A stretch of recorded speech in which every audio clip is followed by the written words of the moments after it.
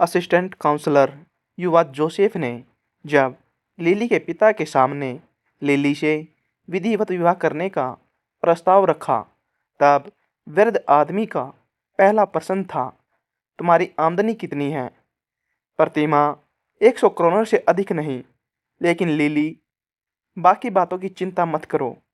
Joseph के भावी ससुर ने बीच में टोका, तुम्हारी आमदनी काफ़ी नहीं है। हाँ, लेकिन लिली और मैं एक दूसरे से बहुत ज़्यादा प्रेम करते हैं, एक दूसरे को अच्छी तरह से जानते हैं व विश्वास करते हैं। हो सकता है, क्या मैं पूछ सकता हूँ कि तुम पूरे 1 वर्ष में केवल 1200 करोड़ ही कमाते हो क्या? सर्वप्रथम हमारी मुलाकात रीडिंगों में हुई थी। क्या सरकारी वेतन के अतिरिक्त भी तुम्हारी कुछ आमदनी है? लिली के पिता ने अपनी बात दोहराई। हाँ, मेरे विचार में मेरी पर्याप्त आमदनी है। और फिर हमारा प्रेम। हाँ वही, पहले हिसाब लगा ले। ओह, प्रेमी उत्साहपूर्वक बोला, अन्य काम करने पर मैं पर्याप्त धन कमा सकता हूँ। किस प्रकार का काम? कितनी आमदनी? मैं फ्रेंच पढ़ा सकता हूँ और अनुवाद भी कर सकता हूँ। यही नहीं, मैं प्रूफ रीडिंग का काम भी कर सकता हूँ। कितना अनुवाद कर सकते हो? वृद्ध ने हाथ में पेंसिल लेकर पूछा। मैं एकदम सही नहीं बता सकता। इस समय मैं एक फ्रेंच पुस्तक का अनुवाद 10 करोड़ प्रति पृष्ठ के हिसाब से कर रहा हूँ। उसमें कुल कितने पृष्ठ हैं? मेरे विचार में कुल 24 पृष्ठ। ठीक है, इससे 250 करोड़ की आमदनी हुई। इसके अलावा कुछ और? मैं नहीं जानता, कुछ निश्चित नहीं है। क्या तुम निश्चित रूप से नहीं जानते और विवाह करना चाहते हो? विवाह के संबंध में तुम्हारी विचित्र धारणाएं हैं नौजवान। क्या तुम जानते हो कि बच्चे होंगे, उनके लिए भोजन कपड़ों का प्रबंध करना होगा, उनका पालन पोषण करना होगा? परंतु जोसेफ ने असहमति जताई। बच्चे एकदम थोड़े ही पैदा हो जाएंगे और फिर हम एक दूसरे से बेहद प्यार करते हैं। वह बच्चों का जन्म एक सीमा तक पूर्व निर्धारित किया जा सकता है। थोड़ा नरम पड़कर पिता कहने लगे, तुम दोनों ने विवाह बंधन में बंध जाने का निर्णय ले लिया है। इसमें कोई संदेह नहीं कि तुम दोनों एक दूसरे से बेहद प्रेम करते हो। ऐसा प्रतीत होता है कि अंततः मुझे अपनी स्वीकृति देनी ही पड़ेगी। लिली से सगाई हो जाने के बाद तुम्हें अपनी आमदनी बढ़ाने की कोशिश करनी चाहिए। स्वीकृति मिल जाने पर नौजवान जोसेफ का चेहरा प्रसन्नता से खिल उठा। खुशी प्रकट करने के लिए उसने वृद्ध व्यक्ति के हाथ का चुंबन लिया। आनंदित, कितना प्रसन्न था वह। और उसकी लिली भी पहली बार हाथों में हाथ डालकर सैर करते समय कितना गर्वित महसूस कर रहे थे। सभी ने सगाई के बाद उनके खुशी से दमकते चेहरों को देखा। संध्या के समय वह उससे मिलने आता, अपने साथ संशोधन करने के लिए प्रूफ शीट भी लेकर आता। इससे पापा पर अच्छा प्रभाव पड़ता था। मेहनती नौजवान को उसकी प्रेमिका चुंबन देती। परिवर्तन के लिए एक शाम दोनों थिएटर चले गए और टैक्सी में घर वापस आए।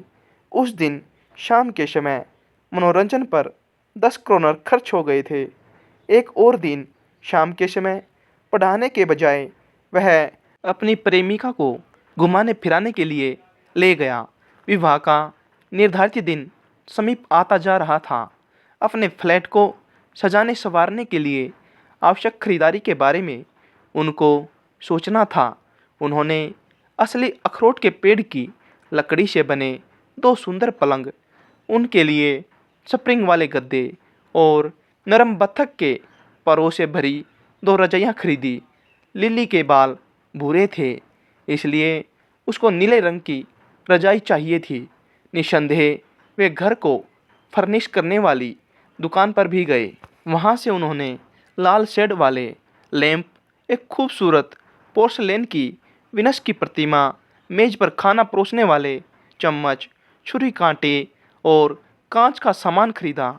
रसोई के बर्तन खरीदने में उनको मम्मी की सलाह और मदद से बहुत लाभ हुआ।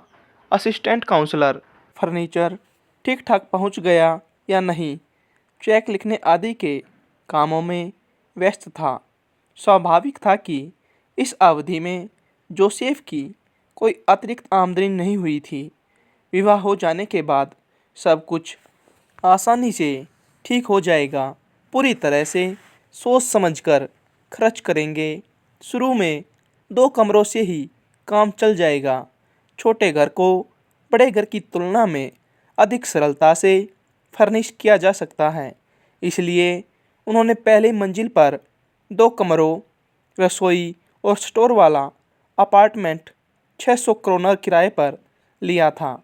वैसे लिली को ऊपरी मंजिल पर 3 कमरों वाला अपार्टमेंट पसंद आ रहा था, लेकिन जब तक दोनों एक दूसरे से निष्ठापूर्वक प्रेम करते हैं तब तक इन बातों से कोई फर्क नहीं पड़ने वाला था। आखिरकार कमरे पूरी तरह से फर्निश हो गए थे। सोने का कमरा छोटे से मंदिर की तरह लग रहा था। साथ साथ सटे पलंग जीवन यात्रा पर ले जाने के लिए तैयार रथ के समान दिख रहे थे। नीली रजाइयाँ, सफ़ेद चादरें, कढ़ाई किए हुए युवाओं के हस्ताक्षर वाले तकिए के गिलाफ प्रेमातुर युगल की प्रतीक्षा कर रहे थे। सब कुछ चमकता और खुशनुमा दिखाई दे रहा था। लिली के इस्तेमाल के लिए ऊंची शानदार स्क्रीन थी। उसका 1200 क्रोनर मूल्य वाला पियानो दूसरे कमरे में, जो डाइनिंग स्टडी रूम सब कुछ था, रखा हुआ था। यहाँ अखरोट की लकड़ी से बनी एक बड़ी स्टडी टेबल और डाइनिंग टेबल थी। उनके साथ मेल खाती कुर्सियाँ, गिलट के फ्रेम वाला बड़ा सा शीशा, एक सोफ़ा, किताबों की अलमारी सुख सुविधा का एहसास दिला रही थी। शनिवार की रात्रि को विवाह संपन्न हुआ था। रविवार को प्रफुल्लित नवयुगल देर सुबह तक सोता रहा। जोसेफ की आंख खुल गई। खिड़कियों के झरोखों से सूरज की तेज रोशनी आ रही थी, लेकिन उसने खिड़कियां नहीं खोली। लाल शेड वाला लैंप जला दिया। असली जादुई गुलाबी चमक पोर्सिलेन की प्रतिमा पर पड़ रही थी। सुंदर युवा पत्नी सुस्त और संतुष्ट लेटी हुई थी। वह गहरी नींद में सो रही थी। रविवार का दिन था। बाजार में चल रही गाड़ियों के शोर से भी उसकी आंख नहीं खुली। चर्च की घंटियां आह्लादित होकर बज रही थी, मानो स्त्री पुरुष के सर्जन का उत्सव मना रही हो। लिली ने करवट ली। जोसेफ दीवार के पीछे जाकर कुछ चीज़ें रखने लगा। वह बाहर रसोई में लंच का ऑर्डर देने गया। नए तांबे और स्टील के चमकते जगमगाते बर्तन आँखों को चकाचौंध कर रहे थे। यह सब कुछ उन दोनों का था। उसने रसोइयों को पड़ोस के रेस्टोरेंट में लंच का ऑर्डर देने के लिए भेज दिया। रेस्टोरेंट के मालिक को पता था। उसको पहले दिन ही सब निर्देश मिल गए थे। इस समय उसको केवल याद दिलाने की ज़रूरत थी। दूल्हे ने वापस शयन कक्ष में जाकर मृदु स्वर में कहा, क्या मैं आ सकता हूँ? हल्की सी चीख सुनाई दी।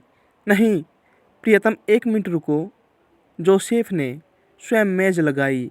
रेस्टोरेंट से खाना आने तक नई प्लेटें, छुरी, कांटे, गिलास नए सफ़ेद मेजपोश पर सजे थे। नववधु के लिए फूलों का गुलदस्ता लिली की प्लेट के पास रखा हुआ था। जब लिली कढ़ाई किया हुआ गाउन पहनकर कमरे में दाखिल हुई, तब सूरज की किरणों ने उसका स्वागत किया। वह अभी भी थकावट महसूस कर रही थी। जोसेफ ने उसको ले जाकर मेज के पास कुर्सी पर बैठा दिया। मीठी शराब की 1-2 घूंट भरने के बाद उसमें जान आ गई। स्वादिष्ट कैवियार खाने के बाद उसको भूख लग आई। कल्पना करो, यदि मम्मी बेटी को शराब पीते देख लेती तो क्या कहती? विवाह करने का यही तो लाभ है कि तुम अपनी मनमर्जी का काम कर सकते हो। युवा पति अपनी सुंदर पत्नी की बेचैनी से प्रतीक्षा करता है। कितना आनंददायक है। निस्संदेह उसने कुंवारेपन में भी स्वादिष्ट लंच खाया था, लेकिन क्या उसमें इतना सुख और संतोष मिला था? नहीं। प्लेट में कस्तूरा मछली, ऑयस्टर खाते हुए, बियर पीते हुए उसके चेहरे पर खुशी झलक रही थी। विवाह न करने वाले लोग कितने मूर्ख होते हैं, कितने स्वार्थी होते हैं। कुत्तों की भांति उन पर भी टैक्स लगना चाहिए।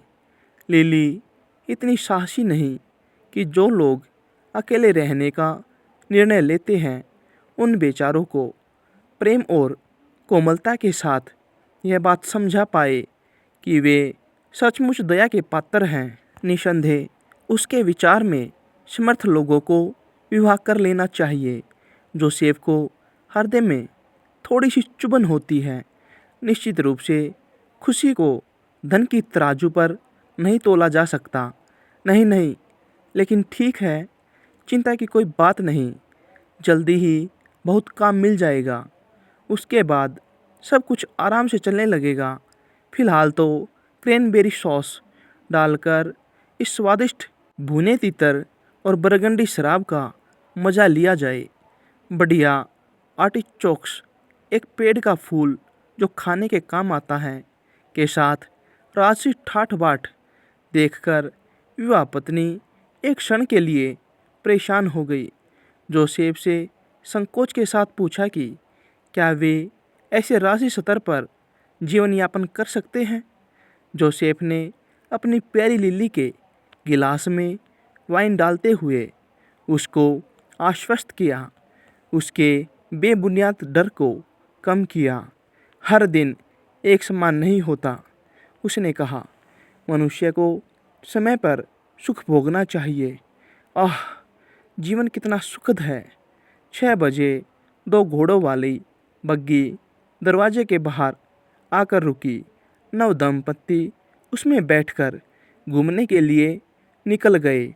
पार्क में लिली बग्गी में आराम से पीठ टिकाए मंत्रमुग्ध सी बैठी थी।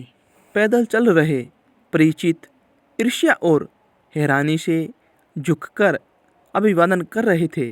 वे सोच रहे थे कि असिस्टेंट काउंसलर को अच्छा जीवन साथी मिल गया है, अमीर युवती से विवाह कर लिया है। वे बेचारे पैदल चल रहे थे, कोमल कुशन का सहारा लिए, बिना किसी श्रम के सैर करना कितना सुखदायी था। यह मनपसंद विवाहित जीवन का परिणाम था। पहला महीना आनंद से परिपूर्ण था। नृत्य, पार्टियां, डिनर, थिएटर, इस पर भी घर में बिताया गया समय अधिक सुखद था। रात्रि के समय लिली को उसके माता पिता के घर से लाना अति आनंदमय रोमांचक क्षण होता था। वे अपने घर की छत के नीचे कुछ भी आनंदपूर्वक करने के लिए स्वतंत्र थे। घर पहुंचकर हल्का फुल्का खाना तैयार करते और आराम से बैठकर देर रात तक बातें करते। वास्तव में इसके पीछे था जोसेफ का बचत का सिद्धांत। एक दिन युवा दुल्हन और घर के प्रबंधक ने उबले आलूओं के साथ भुनी मछली खाई। लिली को बहुत स्वादिष्ट लगी, लेकिन जोसेफ ने इस पर आपत्ति की। भुनी मछली के स्थान पर जोसेफ ने तीतर पर पैसे खर्च कर दिए। उसे वह बाजार से 1 क्रोनर में खरीद कर लाया था। इतने सस्ते सौदे पर वह फूला नहीं समा रहा था, लेकिन लिली को यह बात पसंद नहीं आई। वह एक बार इससे भी कम दाम पर तीतर का जोड़ा खरीद कर लाई थी। वैसे भी खाने का शौक फिजूल खर्ची था। इतनी छोटी सी बात को लेकर वह अपने पति से बहस नहीं करना चाहती थी। कुछ महीनों के बाद लिली अजीबोगरीब रूप से बीमार हो गई। उसको सर्दी लग गई थी या फिर रसोई के धातु वाले बर्तनों से अचानक संक्रमण हो गया था। डॉक्टर को बुलाया गया। वह खुश होकर हंसने लगा। बोला, सब ठीक है। निश्चित रूप से उसका निदान विचित्र था। युवती गंभीर रूप से बीमार थी। शायद वॉलपेपर में संख्या था। केमिस्ट की रिपोर्ट में लिखा था कि वॉलपेपर में किसी प्रकार का कोई हानिकारक तत्व नहीं था। पत्नी की बीमारी कम होने में नहीं आ रही थी। जोसेफ ने स्वयं बीमारी का निदान करने का फैसला लिया।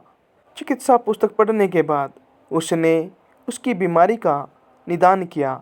वह गर्म पानी से पाँव सेकने लगी। 1 महीने के भीतर ही उसकी हालत में आश्चर्यजनक सुधार हो गया था। यह सब आकस्मिक था, उनकी आशा से पहले था। फिर भी पापा मम्मी कितने प्यारे शब्द थे। निस्संदेह बेटा ही होगा। उसके नाम के बारे में भी सोचना होगा। लिली ने एकांत में पति को याद दिलाया कि विवाह के बाद तनख्वाह के अतिरिक्त कोई और आमदनी नहीं हुई थी।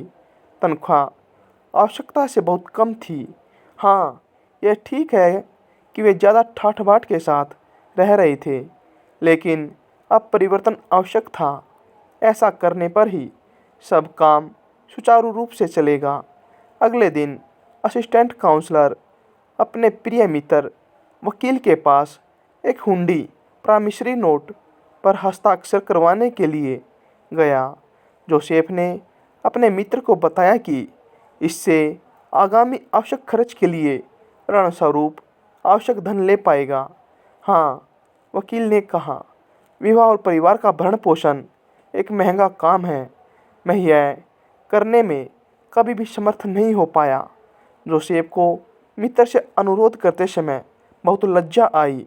खाली हाथ घर लौटने पर समाचार मिला कि 2 अजनबी उसे मिलने के लिए आए थे। उसके बारे में पूछ रहे थे। वे शरत सेना के लेफ्टिनेंट होंगे। जोसेफ ने सोचा, फोर्ट वैक्सहोम सेना में तैनात उसके दोस्त होंगे।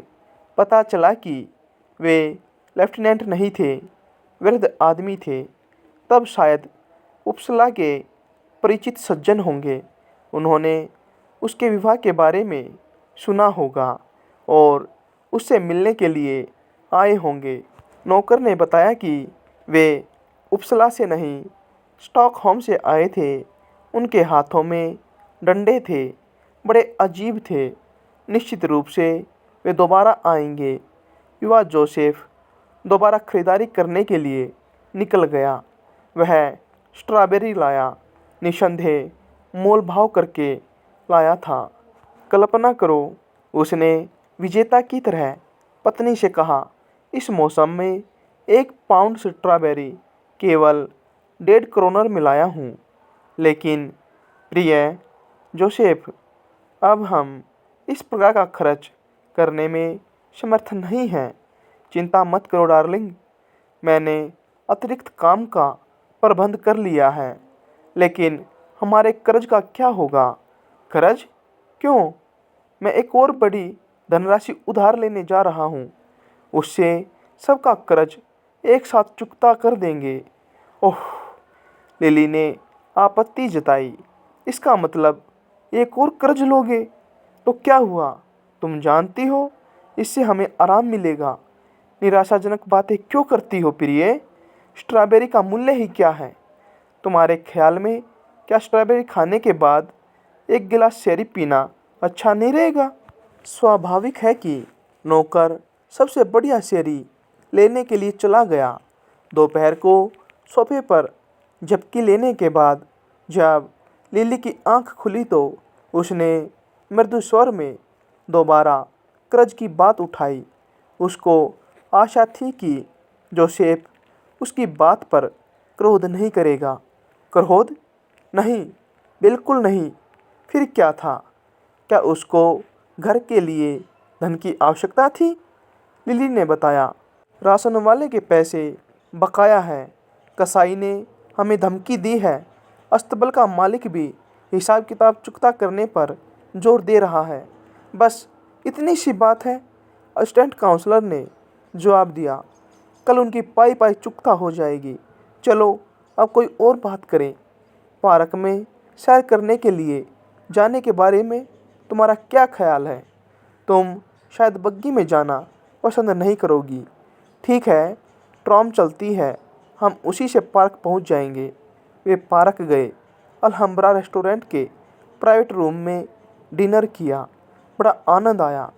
बाहर डिनर हॉल में बैठे लोगों के विचार में वे एक चंचल प्रेमी प्रेमिका थे। जोसेफ को यह बात मज़ेदार लगी। लिली बिल देखने के बाद अवसादग्रस्त हो गई थी। उतने पैसों में तो वे घर पर बड़ा अच्छा खाना खा सकते थे। महीनों बीत गए। वास्तविक तैयारी, यथा पालना, बच्चे के कपड़े व अन्य सामान की नितांत आवश्यकता थी। जोसेफ के पास पैसा कमाने के लिए समय ही नहीं था। अस्तबल के मालिक राशन वाले ने उधार देने से मना कर दिया था। आखिरकार उन्हें भी तो अपने बाल बच्चों का भरण पोषण करना था। कितना कष्टदायी है यह भौतिकवाद। अंततः वह महत्वपूर्ण दिन आ ही गया। जोसेफ को एक नर्स का इंतजाम करना होगा। अपनी नवजात बेटी को गोद में लिए लिए उसने कर्जदारों को किसी तरह से शांत किया था। नई जिम्मेवारियों के तले दबकर रह गया था वह। कभी कभी तनावग्रस्त हो जाता। यह सच है कि उसे कुछ अनुवाद का काम मिलने में सफलता मिल जाती थी, लेकिन वह यह काम कर कैसे पाता? हर वक्त उसको छोटे छोटे कामों के लिए भागा दौड़ी करनी पड़ती थी। ऐसे समय में वह ससुर से सहायता के लिए अनुरोध करता है। वे सज्जन उससे उदासीन स्वर में बात करते हैं। मैं इस बार तुम्हारी सहायता कर दूंगा, दोबारा नहीं। मेरे पास अपने लिए थोड़ा सा धन बचा है, और फिर अकेले तुम ही तो मेरे बच्चे नहीं हो। माँ को पौष्टिक आहार, चिकन और वाइन की आवश्यकता थी। नर्स को भी वेतन देना था। सौभाग्य से जोसेफ की पत्नी लिली शीघ्र ही स्वस्थ हो गई। वह पहले की तरह दुबली पतली दिखने लगी थी। चेहरे का पीलापन आकर्षक था। लिली के पिता ने दामाद से गंभीरतापूर्वक बात की। अगर बर्बाद नहीं होना चाहते हो तो अब और बच्चे नहीं। थोड़े समय तक छोटा सा जोसेफ परिवार, प्रेम और बढ़ते हुए कर्जों पर जीवित रहा। एक दिन दिवालिया होने की नौबत आ गई। घर के सामान पर कब्जा करने की धमकी दी गई। उस समय वृद्ध ससुर अपनी बेटी लिली और उसकी नन्ही बच्ची को अपने साथ ले गया। टैक्सी में बैठते समय उसकी आंखों से स्पष्ट झलक रहा था कि उसने अपनी बेटी को एक ऐसे नौजवान के हाथों में सौंप दिया था जिसने उसको 1 साल बाद ही अपमानित कर वापस लौटा दिया था। लिली जोसेफ के साथ प्रसन्नतापूर्वक रह सकती थी, लेकिन वहाँ पर जीवन यापन के लिए कुछ बचा ही नहीं था। वह पीछे खड़ा डंडे लिए आदमियों बेलिफ को देखता रहा। सारा सामान, फर्नीचर, पलंग, क्रॉकरी, कटलरी, रसोई के बर्तन भांडे निकालकर फ्लैट को एकदम खाली कर दिया था। जोसेफ का वास्तविक जीवन अब शुरू हुआ था। उसको सुबह प्रकाशित होने वाले एक समाचार पत्र में प्रूफ रीडिंग का काम मिल गया था। इसके लिए उसको हर रोज़ रात को कई घंटे काम करना पड़ता था। उसको आधिकारिक रूप से दिवालिया घोषित नहीं किया गया था, अतः उसे सरकारी नौकरी से नहीं निकाला गया। हालांकि वहाँ पर उसकी तरक्की के रास्ते बंद हो गए थे। उसके ससुर ने उसे रविवार को पत्नी व बच्ची से मिलने की अनुमति दे दी थी, लेकिन वह उनसे अकेले में नहीं मिल सकता था। शाम के समय समाचार पत्र के ऑफिस जाते समय वे उसे दरवाजे तक छोड़ने के लिए आते थे। वह अंतर्मन तक अपमानित महसूस करता। शायद अपनी जिम्मेवारी को पूरी तरह से निभाने में 20 साल लग जाएं। नहीं, शायद नहीं। इस बीच यदि उसके ससुर की मृत्यु हो जाती है तब तो उनके पास रहने के लिए घर भी नहीं बचेगा। अतः वह अपने कठोर हृदय ससुर का हृदय से आभारी था, जिसने निष्ठुरता से उन दोनों को अलग कर दिया था। हाँ, मानव जीवन यथार्थ में कठोर और निर्मम है। खेतों के जानवर भी आसानी से अपना जीवन निर्वाह कर लेते हैं। इसके विपरीत सभी प्राणियों में मानव को कठोर परिश्रम करना पड़ता है। कितने श्रम की बात है, सचमुच बेहद श्रम की बात। इस जीवन में सभी को मेहनत किए बिना तीतर और स्ट्रॉबेरी खाने को नहीं मिलते। एक गांव का चूहा खेतों में रहता था। एक शहरी चूहा उसका मित्र था। वह शहर में रहता था। एक दिन ग्रामीण चूहे ने शहरी चूहे को खाने पर निमंत्रित किया। उसने अपने शहरी मेहमान को मीठे मीठे बेर, मूंगफली के दाने तथा कंदमूल खाने को दिए, पर शहरी चूहे को गांव का सादा भोजन पसंद नहीं आया। उसने ग्रामीण चूहे से कहा, भाई, सच कहूँ तो तुम्हारा ये देसी खाना मुझे पसंद नहीं आया। ये तो बड़ा घटिया किस्म का खाना है, इसमें कोई स्वाद भी नहीं है। तुम मेरे घर चलो, तब तुम्हें पता चलेगा कि बढ़िया खाना कैसा होता है। ग्रामीण चूहे ने शहरी चूहे का आमंत्रण स्वीकार कर लिया। एक दिन वह शहर गया। उसके शहरी मित्र ने उसे अंजीर, खजूर, शहद, बिस्कुट, पाव रोटी, मुरब्बा आदि खाने को दिया। भोजन बड़ा स्वादिष्ट था, लेकिन शहर में वे दोनों चैन से भोजन नहीं कर पाए। वहाँ बार बार एक बिल्ली आ जाती।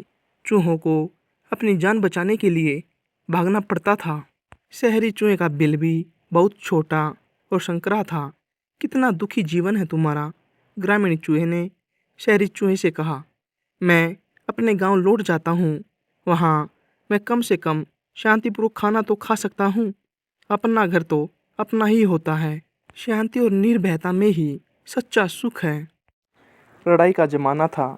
माँ की एक सांझ ठेली की बल्ली के अगले सिरों को जोड़ने वाली रस्सी से कमर लगाए रमुआ काली सड़क पर खाली ठेली को खड़खड़ाता बढ़ा जा रहा था। उसका अधनंगा शरीर ठंड में भी पसीने से तर था। अभी अभी एक बाबू का सामान पहुंचाकर वह डेरे को वापस जा रहा था। सामान बहुत ज़्यादा था। उसके लिए अकेले खींचना मुश्किल था। फिर भी लाख कहने पर भी बाबू ने जब नहीं माना तो उसे पहुंचाना ही पड़ा। सारी राह कलेजे का जोर लगा। हुमक हुमक कर खींचने के कारण उसकी गर्दन और कनपटियों की रगें मोटी हो होकर उभर कर लाल हो उठी थी। आंखें उबल आई थी और इस सब के बदले मिले थे उसे केवल 10 आने पैसे। तर्जनी अंगुली से माथे का पसीना पोंछ हाथ झटक कर उसने जब फिर बल्ली पर रखा तो जैसे अपनी कड़ी मेहनत की उसे फिर याद आ गई। तभी सहसा पों पों की आवाज़ पास ही सुन उसने सिर उठाया तो प्रकाश की तीव्रता में उसकी आंखें चौंधिया गई। वह एक तरफ मुड़े कि एक कार सर से उसकी बगल से बदबूदार धुआं छोड़ती हुई निकल गई। उसका कलेजा धक से रह गया। उसने सिर घुमाकर पीछे की ओर देखा। धुएं के पर्दे से झांकती हुई कार के पीछे लगी लाल बत्ती उसे ऐसी लगी जैसे वह मौत की एक आँख हो जो उसे गुस्से में घूर रही हो। हे भगवान! सहसा उसके मुंह से निकल गया। कहीं उसके नीचे आ गया होता तो। फिर उसकी आंखों के सामने कुचलकर मरे हुए उस कुत्ते की तस्वीर नाच उठी जिसका पेट फट गया था। आंत बाहर निकल आई थी और जिसे मेहतर ने घसीटकर मोरी के हवाले कर दिया था, तो क्या उसकी भी वही गत बनती? जिंदा रहकर दर-दर की ठोकरें खाने वाला और बात-बात पर डांट डपट और भद्दी-भद्दी गालियों से तिरस्कृत किए जाने वाला इंसान भी अपने शव की दुर्गति की बात सोच कांप उठा। उफ! यहाँ की मौत तो जिंदगी से भी ज़्यादा जलील होगी, उसने मन ही मन कहा और यह बात ख्याल में आते ही उसे अपने दूर के छोटे से गांव की याद आ गई। वहाँ की जिंदगी और मौत के नक्शे उसकी आंखों में खिंच गए। जिंदगी वहाँ की चाहे जैसी भी हो, पर मौत के बाद वहाँ के दलित तरीन इंसान के शव को भी लोग इज्जत से मरगट तक पहुँचाना अपना फर्ज समझते हैं। ओह! वह क्यों गांव छोड़कर शहर में आ गया? लेकिन गांव में और ठेले वाले एक फिटन कोचवान ने हवा में चाबुक लहराते हुए कड़क कर कहा, बाएं से नहीं चल सकता। बीच सड़क पर मरने के लिए चला आ रहा है। बाएं चल बाएं। हवा में लहराता हुआ उसका चाबुक बिल्कुल रमुआ के कान के पास से सनसनाहट की एक लकीर सा खींचता निकल गया। विचार सागर में डूबे रमुआ को होश आया। उसने शीघ्रता से ठेलिया को बाईं ओर मोड़ा, लेकिन रमुआ की विचारधारा दोबारा अपने गांव की राह पर आ लगी। वहाँ ऐसी जिंदगी का आदी न था। जोतता, बोता, पैदा करता और खाता था। फिर उसे वे सब बातें याद हो आई जिनके कारण उसे अपना गांव छोड़कर शहर में आना पड़ा। लड़ाई के कारण गल्ले की कीमत 8 गुनी 10 गुनी हो गई। गांव में जैसे खेतों का अकाल पड़ गया।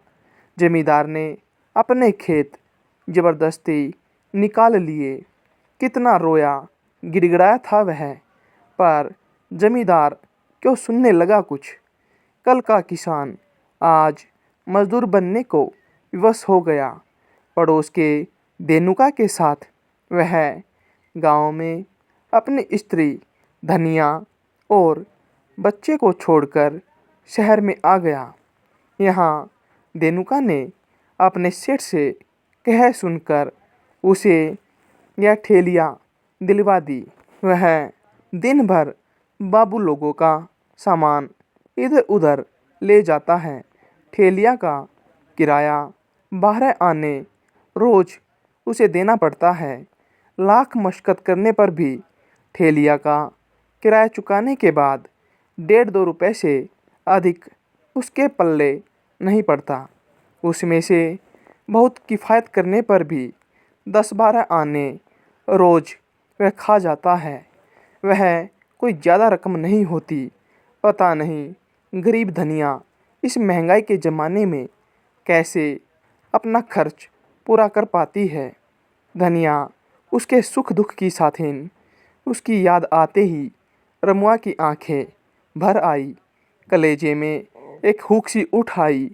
उसकी चाल धीमी हो गई। उसे याद हो आई बिछुड़न की वह घड़ी, जिस तरह धनिया उसे लिपट कर बिलख बिलख कर रोई थी। किस तरह उसने बार बार मोह और प्रेम से भरी ताकीद की थी कि अपनी देह का ख्याल रखना, खाने पीने की किसी तरह की कमी न करना। रमुआ की निगाह अपने ही आप अपने बाजुओं से होकर छाती से गुजरती हुई रानों पर जाकर टिक गई, जिनकी मांसपेशियां घुल गई थी और चमड़ा ऐसे ढीला होकर लटक गया था जैसे उसका मांस और हड्डियों से कोई संबंध ही न रह गया हो। ओह! शरीर की यह हालत जब धनिया देखेगी तो उसका क्या हाल होगा। पर वह करे क्या। रूखा सूखा खाकर इतनी मशक्कत करनी पड़ती है। हुमक हुमक कर दिन भर ठेलियाँ खींचने से मांस जैसे घुल जाता है और खून जैसे सूख जाता है। शाम को जो रूखा सूखा मिलता है उससे पेट भी नहीं भरता। फिर गई ताकत लौटे कैसे? जब धनिया उससे पूछेगी सोने की देह माटी में कैसे मिल गई, तो वह उसका क्या जवाब देगा? कैसे उसे समझाएगा? जब जब उसकी चिट्ठी आती है वह हमेशा ताकीद करती है कि अपनी देह का ख्याल रखना। कैसे वह अपनी देह का ख्याल रखे? इतना कतर ब्योंतर चलने पर तो यह हाल है। आज करीब 9 महीने हुए उसे आए। धनिया के शरीर पर वह एक साड़ी और एक झूला छोड़कर आया था। वह बार-बार चिट्ठी में एक साड़ी भेजने की बात लिखवाती है। उसकी साड़ी तार हो गई होगी। झूला कब का फट गया होगा। पर वह करे क्या? कई बार कुछ रुपए जमा हो जाने पर एक साड़ी खरीदने की गरज से वह बाजार में भी जा चुका है, पर वहाँ मामूली जुलहटी साड़ियों की कीमत जब 12-14 रुपए सुनता है तो उसकी आंखें ललाट पर चढ़ जाती है। मन मारकर लौट आता है। वह क्या करे? कैसे साड़ी भेजे धनिया को? साड़ी खरीद कर भेजे तो उसके खर्चे के लिए रुपए कैसे भेज सकेगा? पर ऐसे कब तक चलेगा? कब तक धनिया सीन टाँक कर गुजारा करेगी? उसे लगता है कि यह एक ऐसी समस्या है जिसका उसके पास कोई हल नहीं है। तो क्या धनिया फिर उसका माथा झन्ना उठता है। लगता है कि वह पागल हो उठेगा। नहीं, वह धनिया की लाज अब उसकी गली का मोड़ आ गया।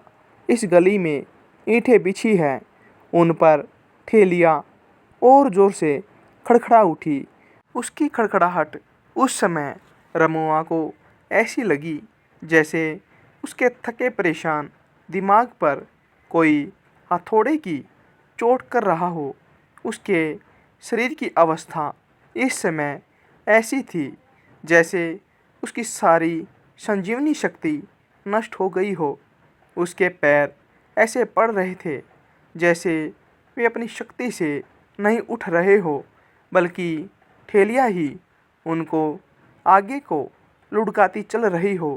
उस दिन से रमुआ ने और अधिक मेहनत करना शुरू कर दिया। पहले भी वह कम मेहनत नहीं करता था, पर थक जाने पर कुछ आराम करना ज़रूरी समझता था। किंतु अब थके रहने पर भी अगर कोई उसे सामान ढोने को बुलाता तो वह ना नुक्कर न करता। खुराक में भी जहाँ तक मुमकिन था कमी कर दी। यह सब सिर्फ इसलिए कर रहा था कि धनिया के लिए वह एक साड़ी खरीद सके। महीना ख़त्म हुआ तो उसने देखा कि इतनी तरुदद और परेशानी के बाद भी वह अपनी पहले की आय से सिर्फ 4 रुपए अधिक जोड़ सका है। यह देख उसे आश्चर्य के साथ घोर निराशा हुई। इस तरह वह पूरे 3-4 महीनों मेहनत करे तब कहीं एक साड़ी का दाम जमा कर पाएगा। पर इस महीने के जी तोड़ परिश्रम का उसे जो अनुभव हुआ था उससे यह बात तय थी कि वह ऐसी मेहनत अधिक दिनों तक लगातार करेगा तो एक दिन खून उगलकर मर जाएगा। उसने तो सोचा था कि 1 महीने की बात है, जितना मुमकिन होगा वह मशक्क़त करके जमा कर लेगा और साड़ी खरीदकर धनिया को भेज देगा। पर इसका जो नतीजा हुआ उसे देखकर उसकी हालत वही हुई जो रेगिस्तान के उस प्यासे मुसाफिर की होती है जो पानी की तरह किसी चमकती हुई चीज को देखकर थके हुए पैरों को घसीटता हुआ आगे चलने की शक्ति न रहते हुए भी सिर्फ इस आशा से प्राणों का जोर लगाकर बढ़ता है कि बस वहां तक पहुंचने में चाहे जो दुरुक्ति हो जाए पर वहां पहुंच जाने पर जब उसे पानी मिल जाएगा तो सारी मेहनत मशक्कत सफल हो जाएगी। किंतु जब वहां किसी तरह पहुंच जाता है तो देखता है कि अरे वह चीज तो अभी उतनी ही दूर है। निदान रमुआ की चिंता बहुत बढ़ गई। वह अब क्या करे, उसकी समझ में कुछ नहीं आ रहा था। कई महीने से वह धनिया को बहलाता आ रहा था कि अब साड़ी भेजेगा, तब साड़ी भेजेगा, पर अब उसे लग रहा है कि वह धनिया को कभी भी साड़ी न भेज सकेगा। उसे अपनी दुरावस्था और बेबसी पर बड़ा दुख हुआ। साथ ही अपनी ज़िंदगी उसे वैसे ही बेकार लगने लगी जैसे घोर निराशा में पड़कर किसी आत्महत्या करने वाले को लगती है। फिर भी जब धनिया को रुपए भेजने लगा तो अपनी आत्मा तक को धोखा दे उसने फिर लिखवाया कि अगले महीने वह ज़रूर साड़ी भेजेगा। थोड़े दिनों तक वह और किसी तरह गुजारा कर ले। एक सुबह रमुआ अपनी ठेलिया के पास खड़ा जम्हाई ले रहा था कि सेठ के दरबान ने आकर कहा, ठेलिया लेकर चलो, सेठ जी बुला रहे हैं। बेगार की बात सोच रमुआ ने दरबान की ओर देखा। दरबान ने कहा, इस तरह क्या देख रहे हो? सेठ जी की भैंस मर गई है, उसे गंगा जी में बहाने ले जाना है, चलो जल्दी करो। ऐसे निषिद्ध काम की बात सोच उसे कुछ क्षोभ हुआ। गांव में मरे हुए जानवरों को चमार उठाकर ले जाते हैं। वह चमार नहीं है, वह यह काम नहीं करेगा। पर दूसरे ही क्षण उसके दिमाग में यह बात भी आई कि वह सेठ का ताबेदार है, उसकी बात वह टाल देगा तो सेठ अपनी ठेलिया उससे ले लेगा। फिर क्या रहेगा उसकी ज़िंदगी का सहारा, मरता क्या न करता। वह ठेलिया को पकड़ दरबान के पीछे चल पड़ा। कोठी के पास पहुंचकर रमुआ ने देखा कि कोठी की बगल में टीन के छप्पर के नीचे मरी हुई भैंस पड़ी है और उसे घेर कर सेठ, उसके लड़के, मुनीम और नौकर चाकर खड़े हैं जैसे उनका कोई अजीज मर गया हो। ठेलिया खड़ी कर वह खिन मन लिए खड़ा हो गया। उसे आया देख मुनीम ने सेठ की ओर मुड़कर कहा, सेठ जी, ठेलिया आ गई, अब इसे जल प्रवाह के लिए उठवाकर ठेलिया पर रखवा देना चाहिए। हाँ मुनीम जी, तो इसके कफन वगैरह का इंतज़ाम करा दे। मेरे यहाँ इसने जीवन भर सुख किया, अब मरने के बाद इसे नंगी ही क्यों जल प्रवाह के लिए भेजा जाए। मेरे विचार से बिछाने के लिए एक नई दरी और ओढ़ाने के लिए 8 गज मलमल काफ़ी होगी, जल्दी दुकान से मंगवा लो। देखते ही देखते उसकी ठेलिया पर नई दरी बिछा दी गई। उसे देखकर रमुआ की धसी आंखों में जाने कितने दिनों की एक पामाल हसरत उभर आई। सहज ही उसके मन में उठा, काश वह उस पर सो सकता। पर दूसरे ही क्षण इस अपवित्र ख्याल के भय से जैसे वह कांप उठा। उसने आंखें दूसरी ओर मोड़ ली। कई नौकरों ने मिलकर भैंस की लाश उठा दरी पर रख दी। फिर उसे मलमल से अच्छी तरह ढक दिया गया। इतने में एक खेरखवान होकर सेठ जी की बगिया से कुछ फूल तोड़ लाया। उनका एक हार बना भैंस के गले में डाल दिया गया और कुछ इधर उधर उसके शरीर पर बिखेर दिए गए। यह सब कुछ हो जाने पर सेठ के बड़े लड़के ने रमुआ की ओर मुड़कर कहा, देखो, इसे तेज धारा में ले जाकर छोड़ना और जब तक यह धारा में बह न जाए तब तक न हटना, नहीं तो कोई इसके कफन पर हाथ साफ कर देगा। उसकी बात सुनकर नमक हलाल मुनीम ने रद्दा जमाया। हाँ बे रमुआ, बाबू की बात का ख्याल रखना। रमुआ को लगा जैसे वह बात उसे ही लक्ष्य करके कही गई हो। कभी कभी ऐसा होता है कि जो बात आदमी के मन में कभी स्वप्न में भी नहीं आती, वही किसी के कह देने पर ऐसे मन में उठ जाती है, जैसे सचमुच वह बात पहले ही से उसके मन में। रमुआ के ख्याल में भी यह बात नहीं थी कि वह कफन पर हाथ लगाएगा, पर मुनीम की बात सुन सचमुच उसके मन में यह बात कौंध गई कि क्या वह भी ऐसा कर सकता है। वह इन्हीं विचारों में खोया हुआ ठेलिया उठा आगे बढ़ा। अभी थोड़ी ही दूर सड़क पर चल पाया था कि किसी ने पूछा, क्यों भाई, यह किसकी भैंस थी? रमुआ ने आगे बढ़ते हुए कहा, सेठ गुलजारी लाल की। उस आदमी ने कहा, तभी तो भाई, बड़ी भाग्यवान थी यह भैंस, नहीं तो आजकल किसे नसीब होता है मलमल का कफन। रमुआ के मन में उसकी बात सुनकर उठा कि क्या सचमुच मलमल का कफन इतना अच्छा है।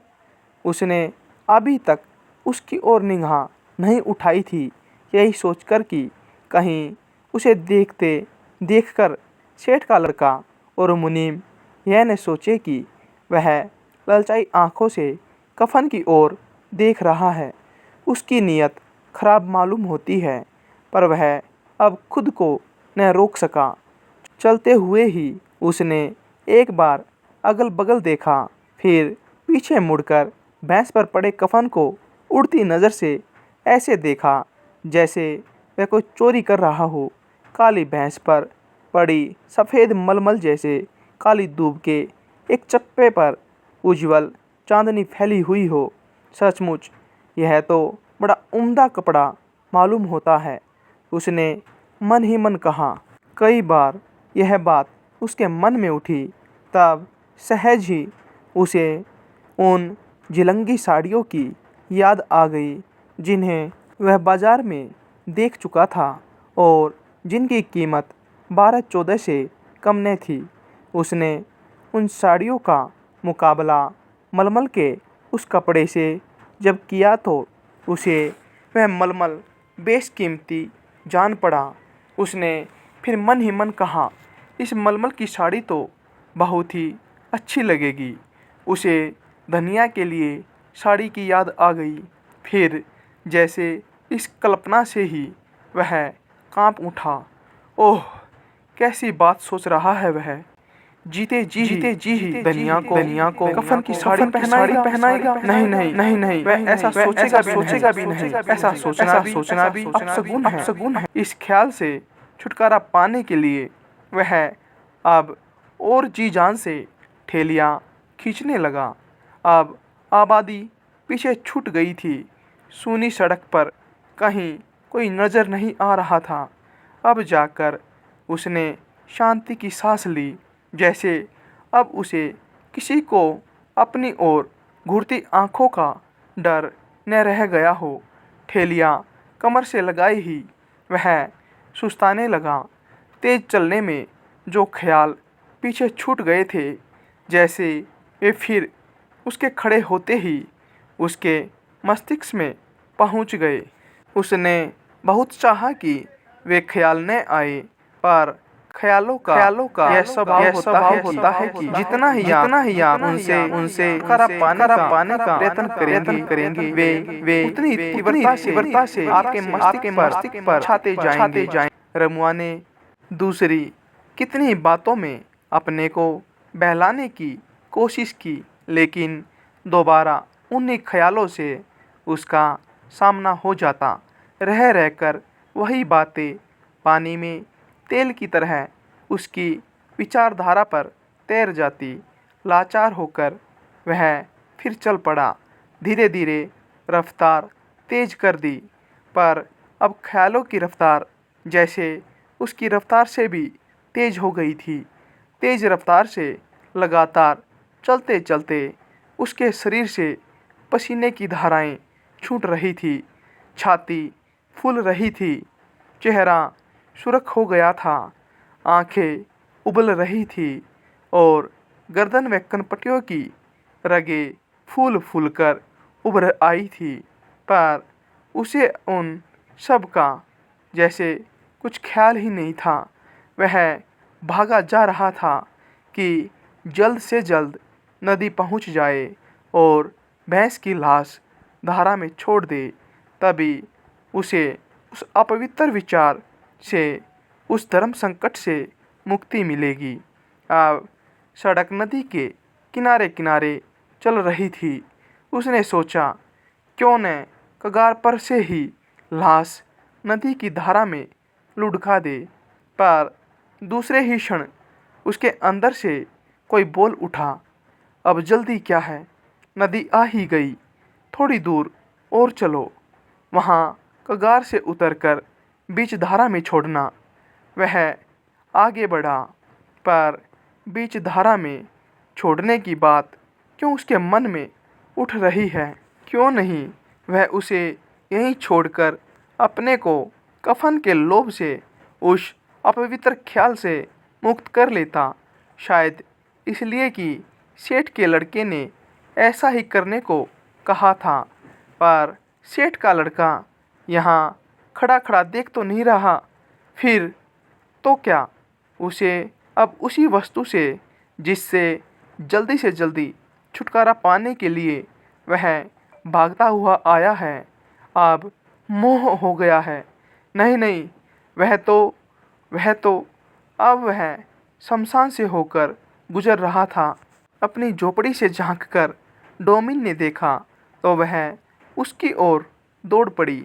पास आकर बोली, भैया यहीं छोड़ देना भैंस को। रमुआ का दिल धक से कर गया। तो क्या यह बात डोमिन को मालूम है कि वह लाश को इसलिए लिए जा रहा है कि नहीं नहीं, तो भैया यहाँ धारा तेज है, छोड़ दो नहीं यहीं। डोमिन ने फिर विनती की, हाँ हाँ छोड़ देने, यह मौका अच्छा है। डोमिन के सामने ही उसे गवाह बनाकर छोड़ दे और साबित कर दे कि तेरे दिल में वैसी कोई बात नहीं है। रमुआ के दिल ने ललकारा, पर वह यूं ही डोमिन से पूछ बैठा, क्यों, यहीं क्यों छोड़ दूं? तुम्हें तो कहीं न कहीं छोड़ना ही है। यहाँ छोड़ दोगे तो तुम भी दूर ले जाने की मेहनत से छुटकारा पा जाओगे और मुझे। फिर वह कफन की ओर ललचाई दृष्टि से देखने लगी। तुम्हें क्या? रमुआ ने पूछा। मुझे यह कफन मिल जाएगा, उसने कफन की ओर अंगुली से इशारा करके कहा। कफन?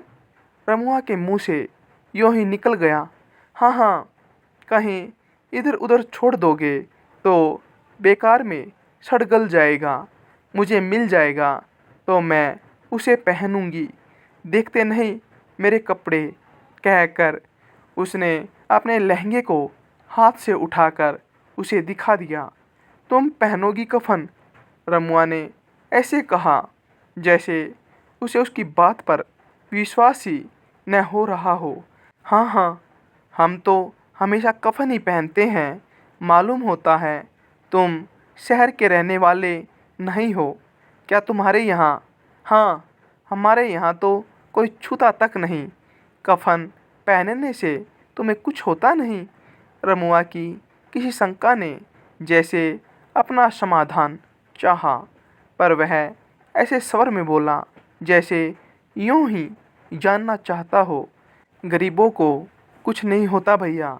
आजकल तो ज़माने में ऐसी आग लगी है कि लोग लाशें नंगी ही लुढ़का जाते हैं। नहीं तो पहले इतने कफन मिलते थे कि हम बाजार में बेच आते थे। बाजार में बेच आते थे? रमुआ ने ऐसे पूछा जैसे उसके आश्चर्य का ठिकाना न हो। कौन खरीदता था उन्हें?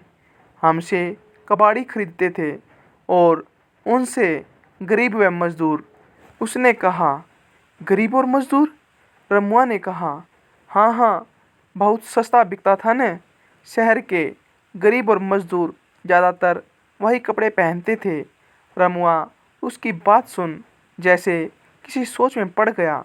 उसे चुप देख डोमिन फिर बोली, तो भैया छोड़ दो न यहीं। आज न जाने कितने दिन बाद ऐसा कफन दिखाई पड़ा है। किसी बहुत बड़े आदमी की भैंस मालूम पड़ती है। तभी तो ऐसा कफन मिला है इसे।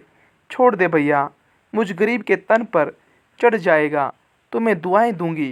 कहते कहते वह गिड़गिड़ाने लगी। रमुआ के मन का संघर्ष और तीव्र हो उठा।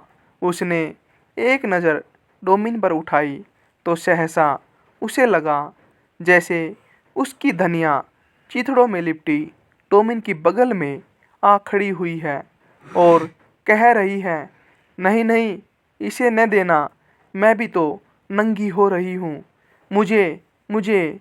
और उसने ठेलिया आगे बढ़ा दी। क्यों भैया, तो नहीं छोड़ोगे यहाँ? डोमिन निराश हो बोली। रमुआ सकपका गया। क्या जवाब दे वह उसे? मन का चीर जैसे उसे पानी पानी कर रहा था।